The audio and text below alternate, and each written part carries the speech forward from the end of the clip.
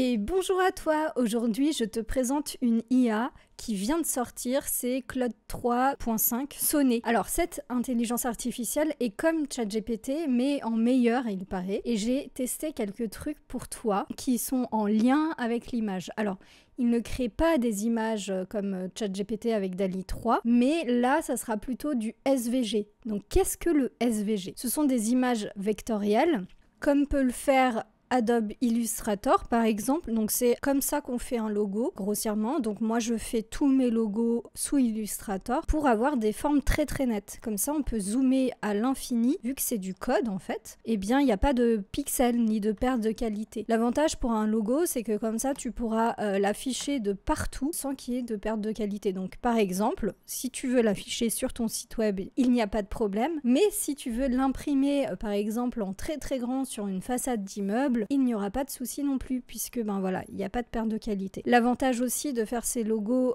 en vectoriel, c'est de ne pas avoir trop d'éléments qui en fait perdent la lecture du logo, parce qu'un logo doit pouvoir se lire de près comme de loin. C'est pour ça que le vectoriel est très utilisé, et même utilisé pour les logos. Si jamais un graphiste vous a fait un logo qui n'est pas en vectoriel, c'est que c'est un mauvais graphiste. Donc il va falloir que tu puisses toi-même en faire, parce que évidemment tu n'es pas graphiste, tu ne maîtrises pas forcément Illustrator, mais toi ton intérêt en tant que débutant en graphisme, on va dire, c'est de créer des vectoriels avec l'IA. Jusqu'à présent, c'était très compliqué. Et je t'avais déjà fait une vidéo que je te mets dans la description, enfin dans le petit i, où j'en parle. Il y a un logiciel qui permet d'en faire grossièrement, mais là, Claude 3, en fait, permet d'en créer à partir de textes que tu vas lui demander. Un petit peu comme ChatGPT, tu as un chat et tu lui demandes. Évidemment, ça ne sera pas aussi beau que ce que tu pourrais faire par un graphiste aujourd'hui,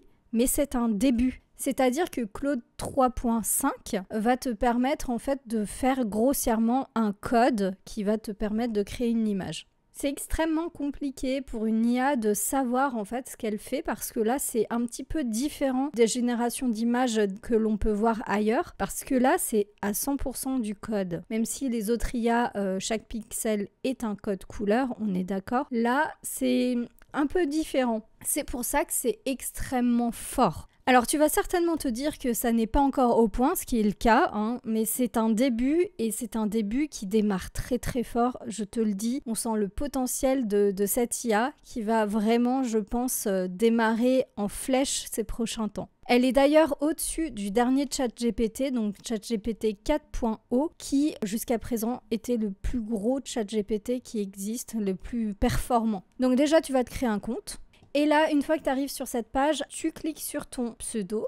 Là, tu vas dans Feature Preview et tu actives bien l'artefact. Ça va te permettre d'avoir ta fenêtre de code et également l'image que ça va donner. Donc là, je vais lui demander tout simplement, peux-tu me faire une fleur en SVG? Je vais te mettre l'historique de ce que j'ai déjà fait, parce que si tu dépasses un certain nombre, comme tu peux le voir, malheureusement, j'en ai fait déjà trop, et du coup, c'est payant pour moi. C'est bête hein, pour ma vidéo. Mais du coup, voilà, je vais te montrer les exemples que j'ai fait juste avant. Voici ce qu'il m'a fait. Là, tu vas te dire, ok, elle est pas géniale. On est d'accord, elle n'est pas géniale. Mais c'est un début, c'est-à-dire que là, en fait, si tu veux, ça c'est du code. Donc c'est-à-dire que tu peux le mettre directement sur ton site web et ça va rendre cette image.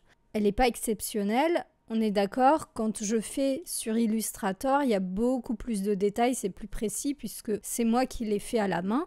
Mais ça commence à être déjà pas mal. Donc moi, je lui ai demandé du coup de faire une fleur dans un cercle. Donc en retirant la tige et la feuille. Donc c'est pas exactement ce que je voulais, enfin si, puisque ça c'est une fleur selon lui et ça c'est un cercle, mais esthétiquement ça n'est pas terrible. L'intelligence artificielle n'a aucun goût esthétique, on est d'accord. Donc je lui ai demandé ensuite de faire une fleur inspirée du logo de Google Chrome. Donc on retrouve les couleurs de Google Chrome et effectivement la forme grossièrement, c'est plutôt pas mal. Honnêtement, ça commence à être déjà quelque chose d'intéressant. Ensuite, je lui ai mis l'image d'une de mes formations pour créer des images professionnelles avec les IA. Voilà, donc là justement elle n'est pas en SVG et on voit qu'elle est toute pixelisée quand on zoome dessus, hein. Ça c'est pas du SVG, c'est des pixels, donc forcément quand c'est pas mis en SVG, ça fait cette bouillie toute moche. Du coup je lui ai dit, je t'ai mis un logo en pièce jointe, peux-tu me le refaire en SVG? Hop, il analyse l'image, il me dit que c'est une fleur stylisée avec des pétales ondulés, il m'a refait ça, on dirait un peu une tortue ou c'est très bizarre, mais on voit qu'il a réussi à lire l'image, à reproduire des lettres, alors c'est pas la même typographie, les couleurs ne sont pas tout à fait les mêmes, mais grossièrement il a compris qu'il y avait un dégradé dessus. Jusqu'à présent, on voit qu'il avait pris en compte certaines choses, mais pas tout. Alors, ce que j'ai fait, c'est que je lui ai demandé, est-ce que tu peux me refaire pour pas que ça ressemble à une tortue? Donc il corrige ma version et là, hop, on voit que les pétales sont mieux mis autour du cercle, un petit peu plus comme je l'avais fait ici. Il y a autre chose, c'est-à-dire que moi je me suis dit, les pétales là, ça manque de blanc autour parce que ça se démarque pas bien du fond, tous les dégradés, donc ça serait plutôt sympa avec du blanc autour. Et voilà ce qui m'a créé. Clairement, c'est pas génial, on est d'accord, en termes de graphisme, c'est pas encore ça.